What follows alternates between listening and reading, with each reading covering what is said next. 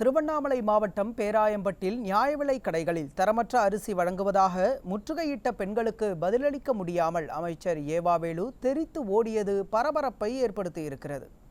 பேராயம்பட்டில் நடைபெற்ற நிகழ்ச்சி ஒன்றில் விடியா திமுக அமைச்சர் ஏவாவேலு கலந்து கொண்டார். நிகழ்ச்சிக்கு பின்னர் கிளம்பிய அவரை முற்றுகையிட்ட 20க்கும் மேற்பட்ட பெண்கள் நியாய விலைக் கடைகளில் வழங்கப்படும் அரிசி தரமற்ற முறையில் உள்ளதாகவும் சாப்பிட முடியாத அளவிற்கு துர்நாற்றம் வீசுவதாகவும் புகார் தெரிவித்தனர். இந்நிலையில் பெண்களின் கேள்விகளுக்கு பதிலளிக்க முடியாத அமைச்சர் ஏவாவேலு மாவட்ட ஆட்சியர் நடவடிக்கை எடுப்பார் என கூறி அங்கிருந்து தலை தெறிக்க கிளம்பினார். இதனால் ஆத்திரமடைந்த பெண்கள் விடியா திமுக ஆட்சியில் அதிகாரியிடம் கூறினாலும் அமைச்சரிடம் கூறினாலும் எந்தவித நடவடிக்கையும் எடுப்பதில்லை என ஆதங்கம் தெரிவிக்கின்றனர்.